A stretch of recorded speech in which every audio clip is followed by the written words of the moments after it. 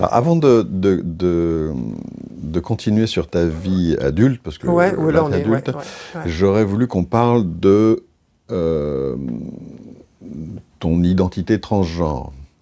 Parce que, si tu veux bien l'aborder, Oui, bien sûr, bien sûr. parce que ça fait partie des sujets que je voudrais Ouais. aborder, donc ça fera une bonne illustration, parce que je pense que tu as beaucoup de choses à dire aussi dans ce domaine-là. Et la première question que je voulais te poser, c'est à partir de quand tu te sens elle plutôt que il? Alors ça, j'ai beaucoup réfléchi à ça, je crois depuis toujours, en fait, sans me rendre compte. C'est très compliqué à expliquer parce qu'il y a des gens qui vont te dire: «Ah bah je me sens elle depuis, depuis que j'ai rencontré ça ou que j'ai eu comme expérience ça».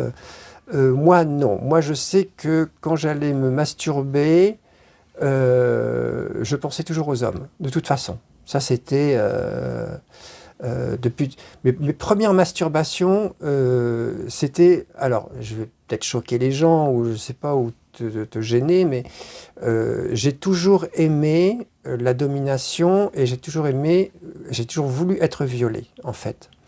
Alors, pas le viol comme on l'entend, hein, je veux dire le viol, Le fantasme du viol, quoi.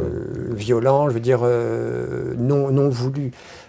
Moi je voulais toujours être dominé et mon plus grand fantasme, mon père avait une usine, hein, et plusieurs usines d'ailleurs, mais mon grand fantasme, parce qu'avant on allait le dimanche matin dans l'usine s'amuser, dans les hangars, et mon fantasme c'était de me faire surprendre dans le hangar par un homme et de me faire violer sur les cartons, les machins, tout ça. Voilà.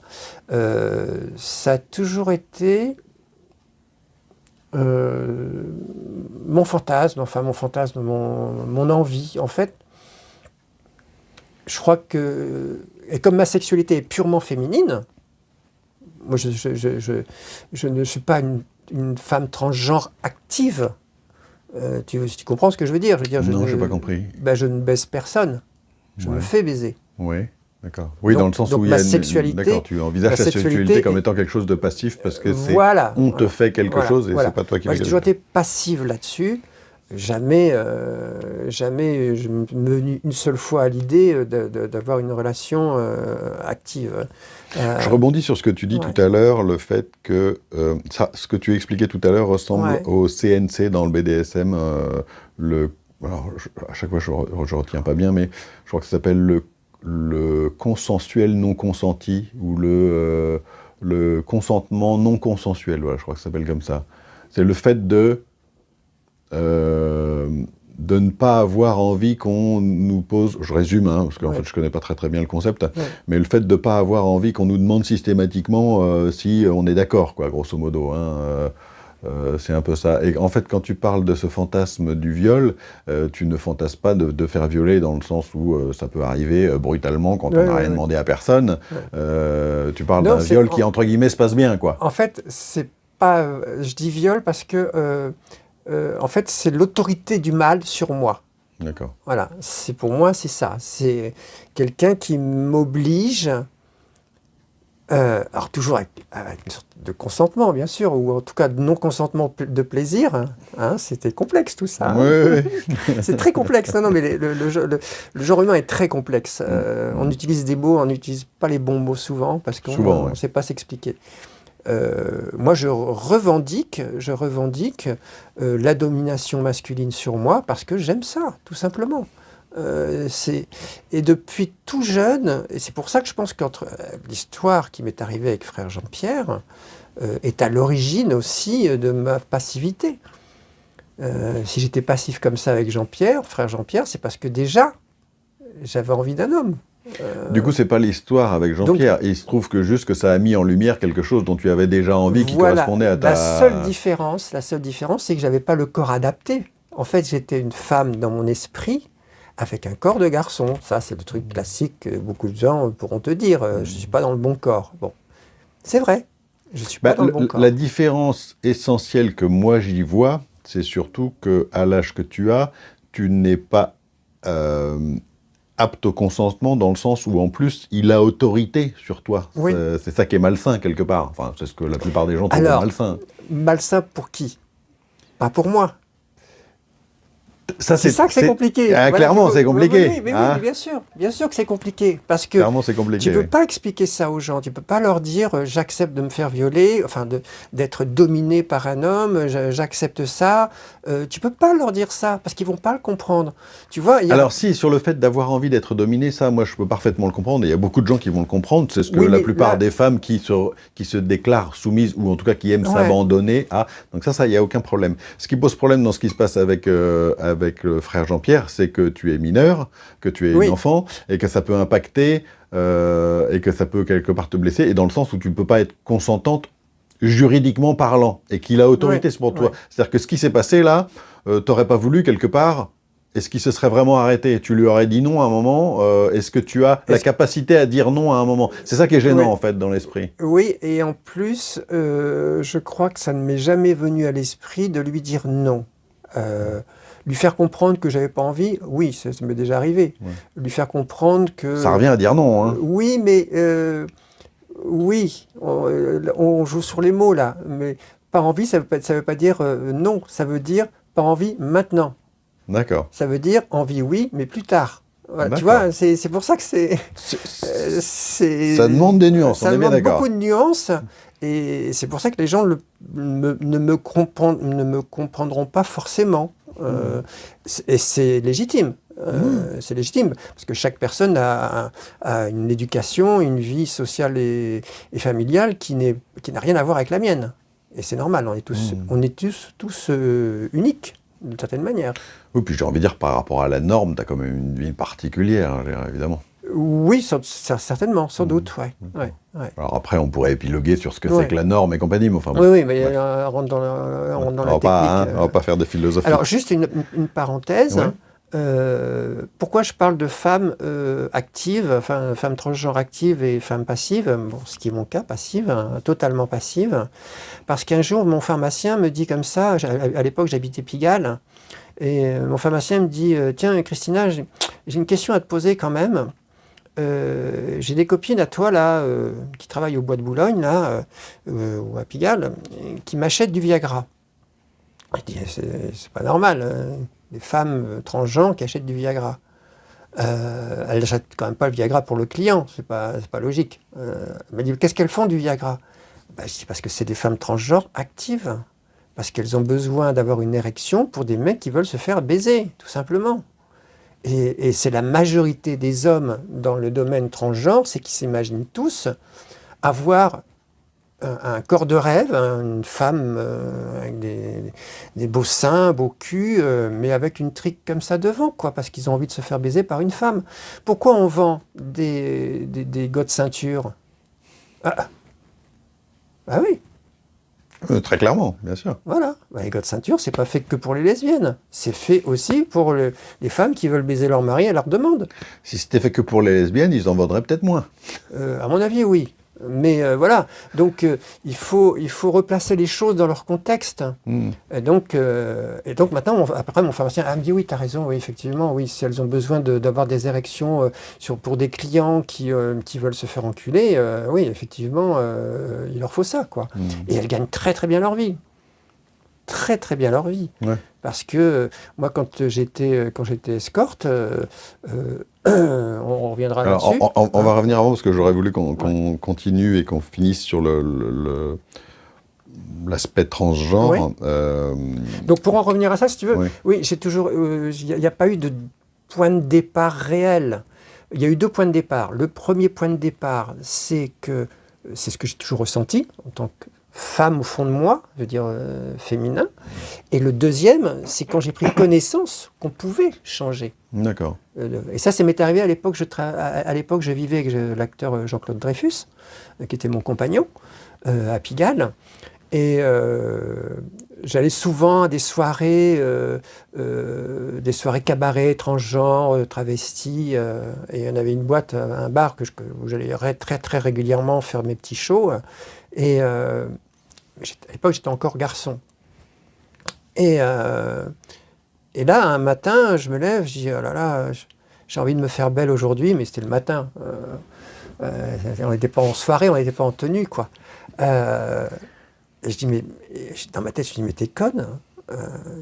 tu sais ce qu'on peut faire maintenant pour être vraiment ce que tu veux être.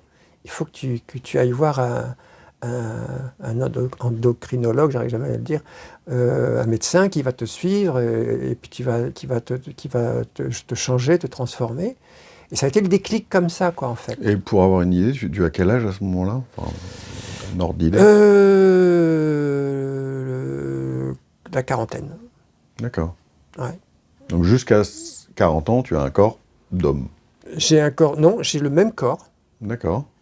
J'ai le même corps, exactement, j'ai pas changé depuis, à part ma poitrine que j'ai accentuée par une opération. D'accord. Mais en dehors de ça, non, j'étais très, très androgyne. Hein, D'accord. même garçon, dans la rue, on me draguait, tu vois, donc des hétéros, je veux dire, tu vois. Ouais, d'accord. Mais j'ai pris conscience que il fallait que j'aille plus loin. Et que ce plus loin, c'était passer par la médecine. Et ce parcours médical, on peut appeler ça comme ça, ouais. Il te prend combien de temps? Enfin, peu de temps, en fait. Très peu de temps. Ouais. Au bout d'un an déjà de traitement, ça a été très vite. Hein. Ouais. Je commençais déjà à avoir de la poitrine. D'accord. C'est beaucoup plus tard que j'ai fait grossir. Mais ça a été assez rapide, en fait. D'accord. En plus, question entretien du corps, maquillage, choses comme ça, c'est une chose que je gérais très bien, quoi. D'accord. J'étais pas... Donc, c'est pas comme un homme qui est, tu vois, je veux dire, costaud, de la barbe, qui veut devenir une femme. Ça, c'est un truc, j'arrive pas à comprendre, d'ailleurs. Alors, justement, ça correspond à la vision que moi j'ai, qui est sûrement faussée, parce que c'est une vision qui est bâtie sur du sable, hein, j'y connais rien, en fait, en réalité. Mais j'ai cette vision, effectivement, de l'homme qui veut devenir femme parce qu'il s'est toujours senti femme. Ouais, ce qui est le cas, oui, voilà. Bien sûr. Et, arrête-moi si je me trompe, la transsexualité, un transsexuel, c'est quelqu'un qui a passé le pas, qui a changé de sexe. Absolument. On est d'accord avec ça, d'accord. Et ça se fait donc à ce moment-là, on est dans les années... Moi, c'est un peu à part. C'est pas rapide, comme je dis. C'était rapide pour moi, mais pour d'autres personnes, pour d'autres garçons ou d'hommes, c'est beaucoup plus long. Hein. C'est tout un traitement. Là, c'est beaucoup de chirurgie esthétique aussi. Ouais. J'ai une de mes amies qui est magnifique, hein, qui a fait de la chirurgie esthétique il y a un bon moment maintenant, qui est un canon de beauté, quoi. Mais bon, elle avait le nez un peu crochu, mâchoire un petit peu trop carrée, donc elle a fait refaire tout ça. Et c'est une réussite, c'est vraiment, vraiment une réussite. Donc pour elle, ça a été beaucoup plus long. D'accord. En plus, elle n'a pas eu le même parcours que moi. Elle n'a pas connu ce que moi j'ai connu avec les garçons très très jeunes, quoi. Donc, elle était restée sur une éducation hétéro classique. Parce qu'il y en a, le problème, c'est que ça leur arrive comme ça. Un jour, ils décident d'être homosexuels, enfin, j'exagère, hein, de vivre leur vie pleinement parce que ils en prennent conscience trop tard. Tu vois ? Oui, parce qu'après... Non, mais chaque cas est unique. Sincèrement, chaque cas est unique. Ça, j'en doute pas. Je voulais te poser une question parce que, en fait, moi, peut-être benoîtement, hein, parce que ça me fait réagir ce que tu dis, en fait. Tu me dis, je parle de transsexualité, change de sexe. Tu me dis, tu me parles donc de ton ami notamment qui a fait de la chirurgie esthétique, mais moi, à chaque fois que j'imagine la transsexualité, et tu vas peut-être comprendre là que j'y connais vraiment rien, je me dis, le plus gros morceau, c'est de changer de sexe, quoi. En fait. Alors, c'est ça que j'imagine compliqué, en fait. Quand tu liras le livre, là, tu sais, mon article dans le mauvais genre, ouais, j'en parle de ça. D'accord. La transsexualité, maintenant, c'est plus seulement... C'est pas comme Bambi au coccinelle, les grands noms de la transsexualité, qui, elles, se sont fait opérer pour devenir intrinsèquement femmes dans la totalité du corps. Mais comme on dit, on ne devient jamais femme totalement quand on a été un garçon, évidemment. Mais on peut s'en rapprocher, beaucoup, voire même mieux pour certaines femmes génétiques, comme je les appelle. Pourquoi mieux ? Enfin, ça paraît étonnant. Comment ? Pourquoi mieux ? En quoi mieux ? Dans leur corps, enfin, dans l'apparence qu'elles donnent, D'accord. dans leur féminité, Dans l'esthétique. voilà, et même dans leurs intentions, dans leur caractère, elles sont quelquefois beaucoup mieux que les femmes génétiques, qui peuvent, ne pas s'occuper d'elles, être aigrises, être agressives, enfin bon, D'accord. on peut en parler des heures. Euh, Beaucoup de femmes transgenres comme moi ne se font pas opérer. Pourquoi? En fait, c'est assez simple. On est arrivé à une génération où la notion même de troisième sexe, troisième genre, existe vraiment. Avant, tu te faisais opérer et tu devenais femme au niveau de tes papiers, et donc homme-femme, on n'en parlait plus. Là, on crée un troisième sexe, c'est-à-dire le corps d'une femme avec un sexe de garçon. D'accord.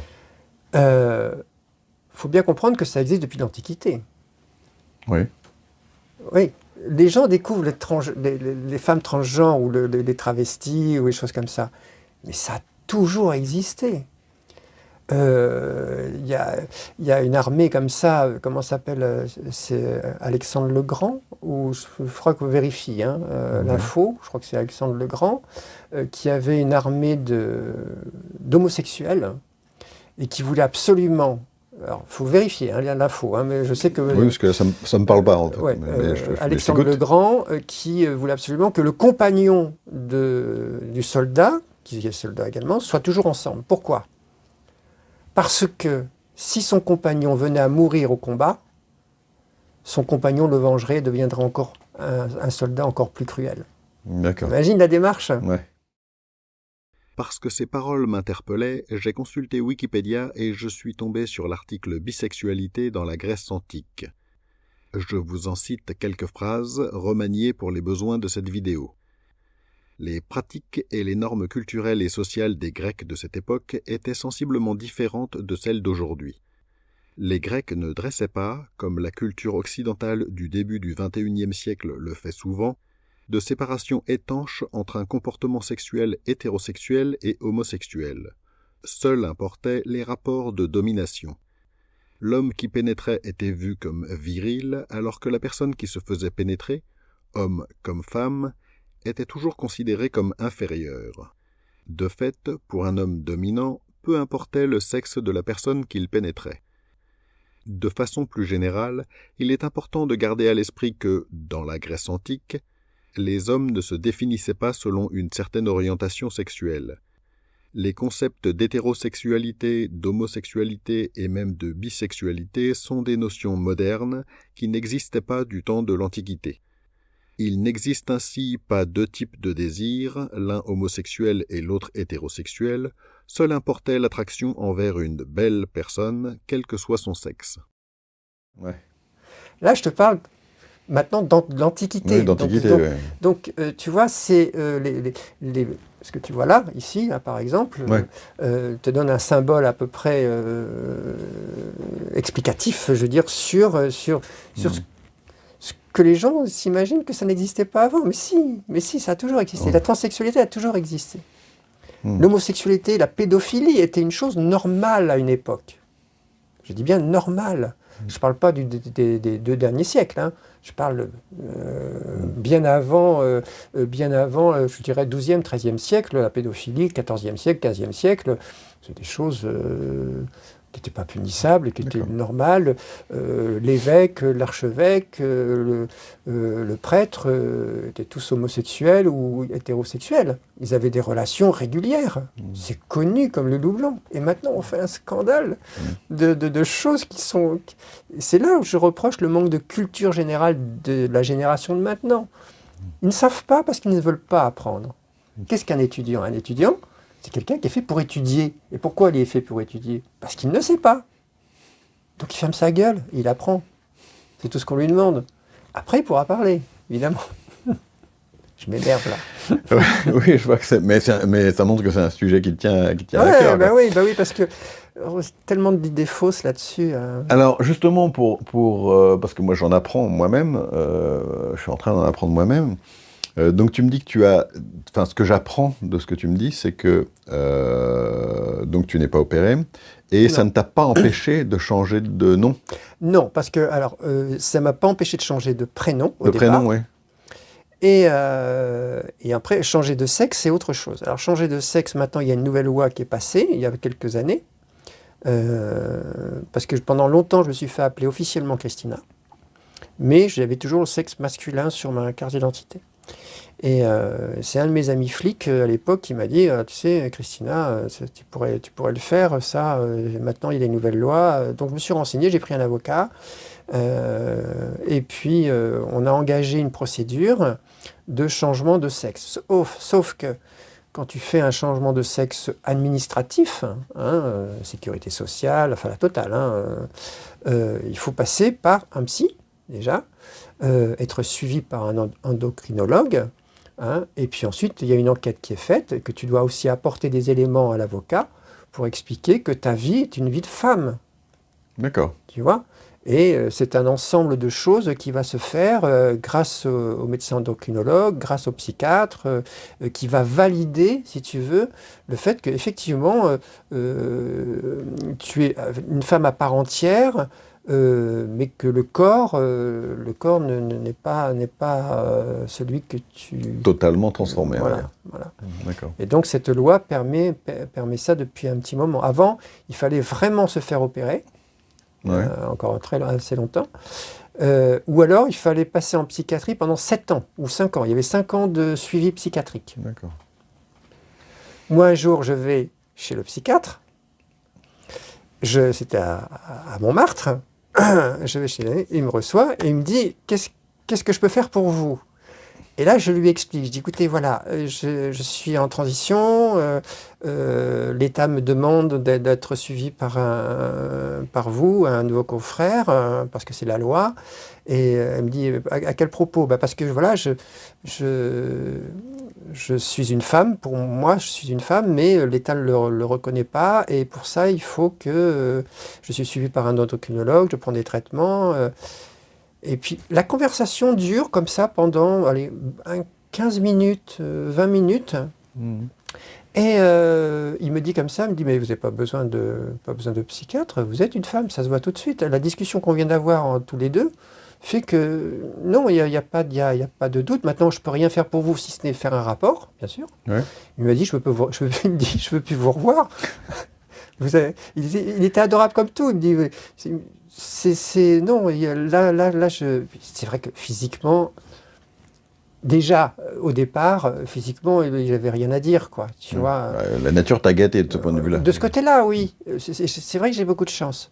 Et puis donc, je passe au tribunal avec mon avocate pour le changement de sexe. Et j'appelle mon endocrinologue. Je lui dis, docteur, j'aurais besoin d'un certificat comme quoi je suis suivi chez vous, machin et tout, et que je passe au tribunal pour le changement de sexe, pour les papiers. Il m'a dit, je vous fais ça tout de suite. Et puis, faudrait que c'est dommage, j'aurais dû le sortir, ce document. Il est juste derrière. Tu me l'enverras. Oui. Ouais. Et il explique bien en 5 lignes que c'est irrémédiable, que je suis une femme, que je suis bien suivie, et qu'il est impossible de revenir en arrière. Il le précise bien dans le courrier, impossible. Donc j'arrive à la cour, un monde fou, pas dans le public, mais un monde fou de stagiaires, d'huissiers, d'élèves des écoles de magistrature, majorité de femmes. Avec mon avocate, j'avais un dossier comme ça, qui était déjà le double le changement de prénom de l'époque. Donc j'avais rajouté avec tout ce qu'il fallait rajouter. Et le juge commence à déballer toute ma vie. Ensuite, elle conclut en disant Madame Dariussec désire donc avoir le sexe, je ne sais pas comment on dit ça, le sexe féminin. Administrativement. Administrativement, voilà, en tant que femme, de toute façon en tant que femme. Désire être reconnue administrativement en tant que femme. Exactement. Quoi. Et puis, elle passe la parole à la partie civile. La partie civile, c'est l'État, qui logiquement doit être contre. forcément, puisque c'est la partie civile. Elle doit débattre du fait que le juge considère que c'est OK, mais que la partie civile, elle, peut contester. Ouais. Elle peut contester, mais elle n'est pas obligée Non, d'être contre. mais elle peut contester. Elle peut contester, Et tu vas comprendre pourquoi. Nous, on avait notre dossier. Mon avocate, elle était prête à se battre. On avait déjà gagné la première partie, donc...